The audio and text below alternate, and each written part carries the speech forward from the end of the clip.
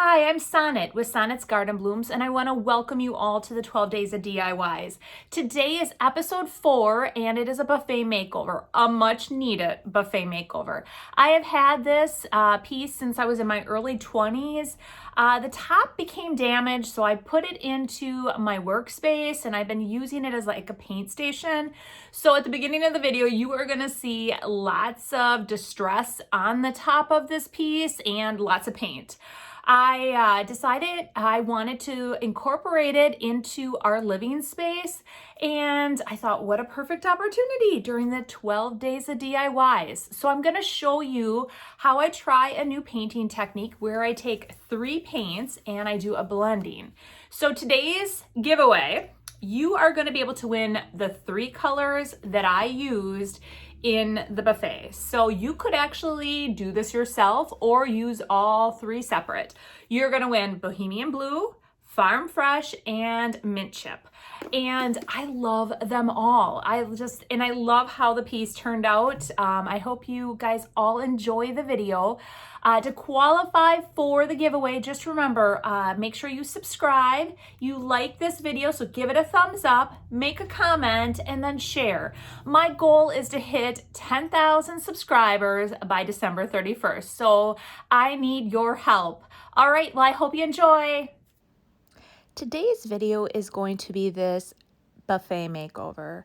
This has been in my work area for quite a while, and I have been wanting to incorporate it back into my living room, and I have just been dragging my feet, guys. I just feel like I never have enough time, but with the 12 days of DIYs, I thought this would be the perfect opportunity to show you how I envision my makeovers for myself, how I flip an item for myself, and the processes that I take to flip that item.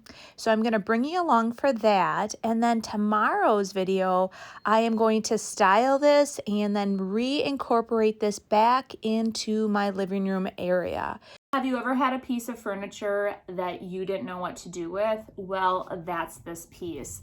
I've had this piece for quite some time. I acquired it when I first moved out in my early 20s, and I brought it with me everywhere I go. I brought it with me, like through all my moves, and it was extremely beautiful. And until we acquired a turtle. We had a turtle cage on here for quite a while when my son was younger. And even though I had it all protected, or what I thought was protected on top, it did do quite a bit of damage. Then at that point, it became my paint station. And then I thought, I want to paint it. I'm going to pick out a color. And this was probably 3 years ago. And I thought I had determined what color I wanted. I love turquoises and all those colors, and I started painting it. I did 1 stroke of paint and I kind of freaked out. It was bright and it didn't go with the rest of my house. And I'm like, this is not just my house. This is my husband's house too. There's no way he's going to go for this bright turquoise color. So I stopped, and I continued to make it my paint station. And you're gonna see there's a lot of little paints, as I'm doing my thing, it's on there. So I just decided this is the perfect time. I want to do a new blending technique. I typically paint things 1 solid color. I've been watching different painting techniques and blending 3 colors. So that's what we're going to do today. So to start, my mom is going to come over and she is going to help me try to get this beast outside. So what I'm going to do right away before I do anything is we're going to sand the top. I do want to... Now, I'm kind of undecided what finish I'm going to be doing to this top. I think I don't know yet. I do know what colors we're gonna paint the base, but the top, I'm still very undecided what I'm gonna go with. So I think what we're gonna do is I'm gonna sand the top down, and then from there, we're going to go ahead and start the painting of the base. So here's one final look before we get started. And you can see the top is pretty bad. So for starters, I never understood why there was that gap in between the drawers. And I guess I never really took the time to figure it out, but there is some issue here. What we're gonna do, or what I'm going to do, is somehow try to fix that. And then you can see there's a space here too. So this whole piece must have came down. So I am going to definitely fix that. I'm also gonna fix it here where it popped down. So I'm gonna do a few repairs. I'm gonna clean this out in here too. And we're gonna go from there. So for starters, I am going to take off this back plate so that I can, when I sand this, I can get a real nice sanding on the top. To sand this, I figured I would just walk it right out my front door. It was a beautiful fall/winter day, I guess, and I just figured I would take advantage of the sun and the warm weather and sand this top. That way I don't have to like haul it anywhere else. I was a bit surprised though by how many people were driving by or walking by, making comments how I had such a beautiful piece of furniture. And my neighbors shouldn't be surprised though by what I do. I'm always refabbing or refurbishing something, creating, cutting boards. They're always trying to figure out what I'm doing across the road. So the one thing that I did notice though was that there was a little bit of damage that actually went into the wood a little bit further, and I was worried about, what type of top coat I could use so that it wouldn't be noticeable. So I think I came up with a great solution. I fixed this issue. I hammered it up and then I re-nailed it from underneath. Now this is cracked. I don't know how I could fix that. It doesn't seem horrible. I think what I'm gonna do though is put a little wood glue in there just to try to stable it up a little bit. Just squirt some and try to get it in there, just to do that. Unfortunately, this came off. I think I'm just gonna work with it how it is. I don't know, we'll see. All right, so I'm gonna wipe this baby down. The other thing that irritates me, I hate it when people do dumb stuff. They used this white horrible paper in here, and it's kind of like a wax paper, white wax, and they took white, like a duct tape, and that's how they adhered it. And so I'm gonna have to put some stuff in here, maybe Dawn dish liquid.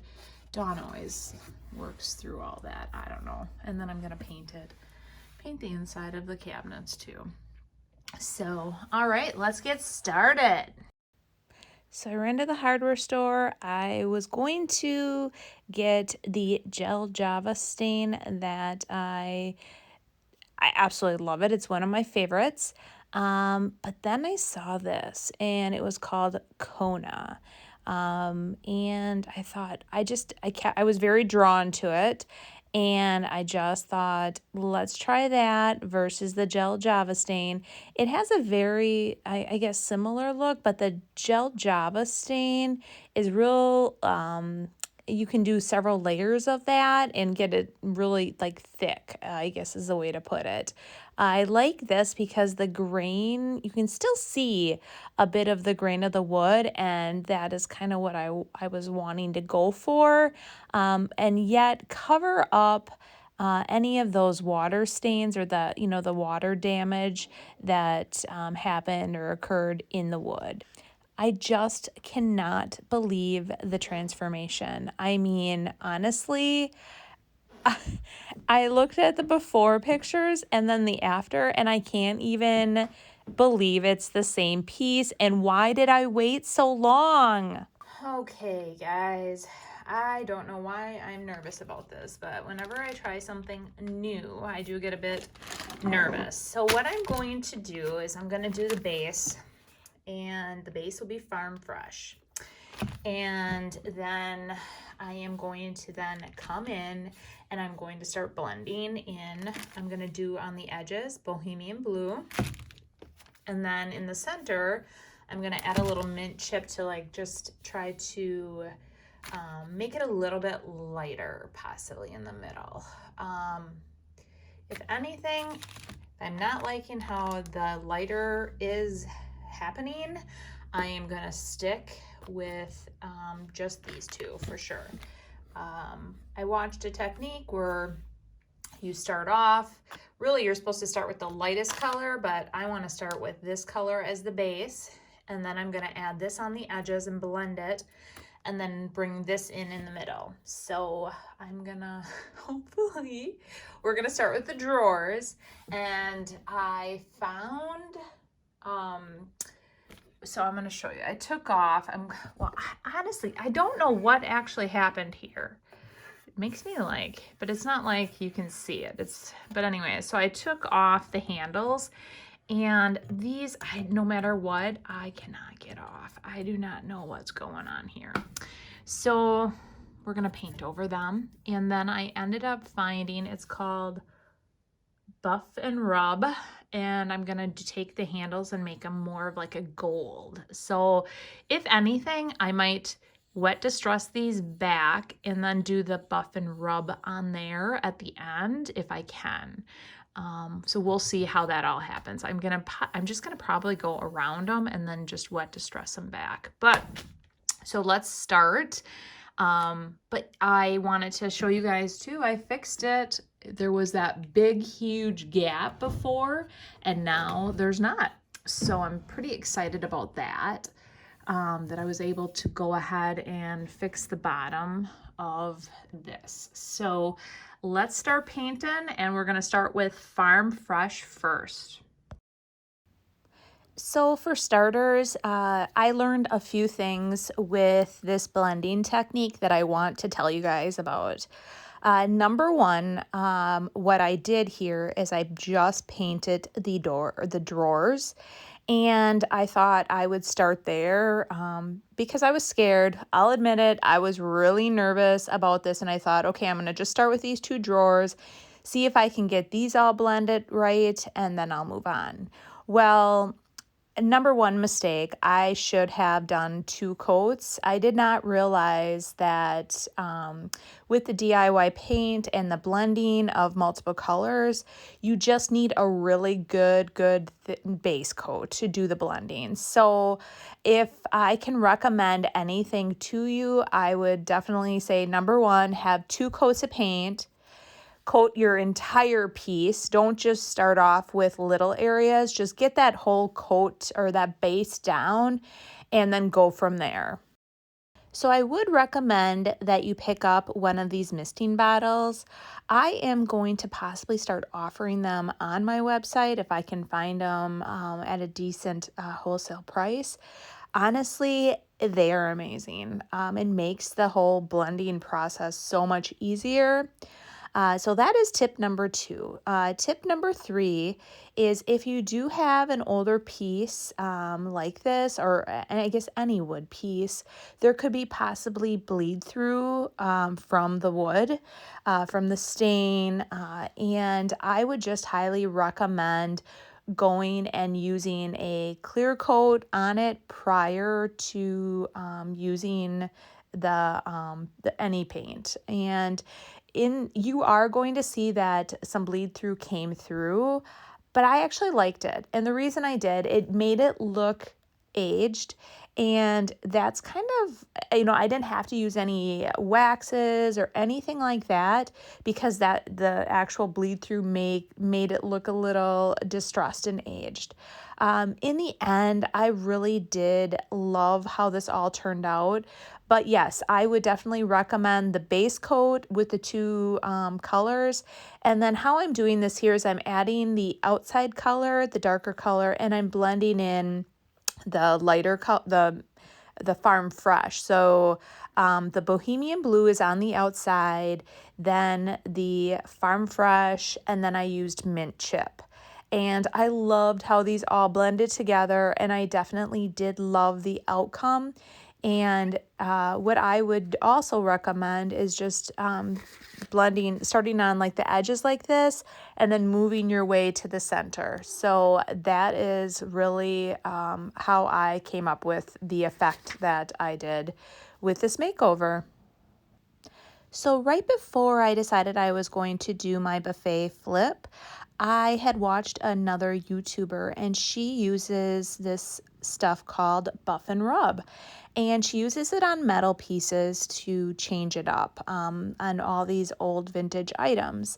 And I searched high and low for it. I guess I should have started with a Google search, but instead I went to like my local hardware store and to like the Home Depot. And so this is a type of wax, they call it, and it's actually advertised like take your finger and wipe it on with your finger, but then you need to have like a chemical to get it off.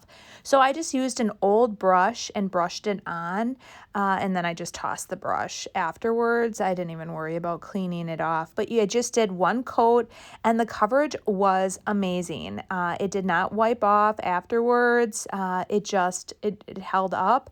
And I absolutely really love how these turned out.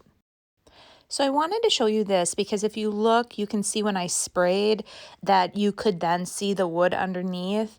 I just did not have enough coverage with that initial paint that I put down. And my thought process initially was I'm adding more paint. This will be perfect. I'll be able to blend what's on there and then add more. So, but when you do the blending, it actually starts pulling some of that paint off, which makes sense because you're blending it. So you want a thicker layer to do the blending. But in the end, I absolutely love how this all turned out. So I wanted to show you, I didn't get any video of this, but this is what it looked like when I brought out my orbital sander and I did the distressing of it. So this is before the clear coat. So as you know, the DIY paint dries a little bit lighter, and then when you apply either the top coat or a wax, it then darkens up a bit. I literally just had my buffet outside and I was sanding it. I got it in and suddenly I heard the wind pick up, and it is totally windy and it is now snowing uncontrollably. So I decided to paint the inside. I didn't like how dark and drabby it was. I wanted it to be really bright so I could see what was in here. There was this hanger as well on top, which is right here. And if you remember, I did that technique on the handles. And I love how they turned out. I really do. So I'm gonna try to put rub and buff on that metal piece and then put it back up there. And I have to take the other paint and put it right to here as well. So letting this dry, and then we're gonna finish this up. So now I'm going to, on the sides of these drawers, I wanted to put an embellishment, and I am going to use Kindest Regards. It's a stamp from Iron Orchid Designs. It will be on my website as well, and I am going to use the black ink pad to ink this up, and then we're going to stamp the sides of these drawers just to give them a little bit of an added embellishment. So this technique is real simple, and the image did not come out absolutely perfect, but I liked how it was not a perfect stamping of the writing. It almost looked vintagey to me. And then what I ended up doing after I stamped this, I let these dry, and then I brought them back outside with my sander and I just distressed them a little bit more, and I distressed the edges of the drawers a little as well. And then I did a clear coat on the entire piece. I absolutely, okay, I'm gonna say it. I love how this turned out, but I did. I waited so long to do all of this, and I'm like, why did I wait so long? I guess once my creative juices get going, I just go.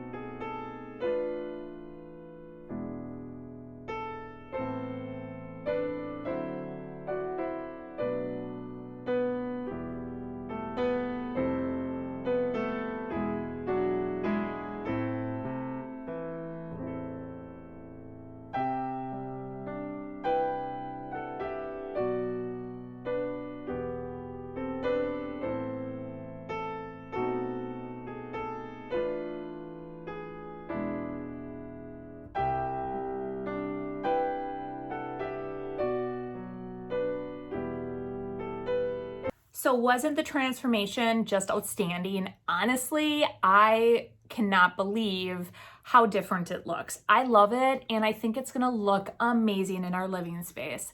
So now I get to style it, and tomorrow's video is going to be all the DIYs that I'm going to be putting on this. So tomorrow's video will be DIYs, and then the following video, we're gonna decorate it together. So I'm gonna show you how I came up with the ideas, how I'm going to style it all to make it all come together. All right, well, if you haven't already done it, go ahead, hit subscribe, like the video, comment, and share. I want to hit 10,000 subscribers by December 31st, and I want to give away a bunch of stuff. So you can win today all the colors that I used in my DIY. All right, well, have a great day, and we'll see you tomorrow. Bye.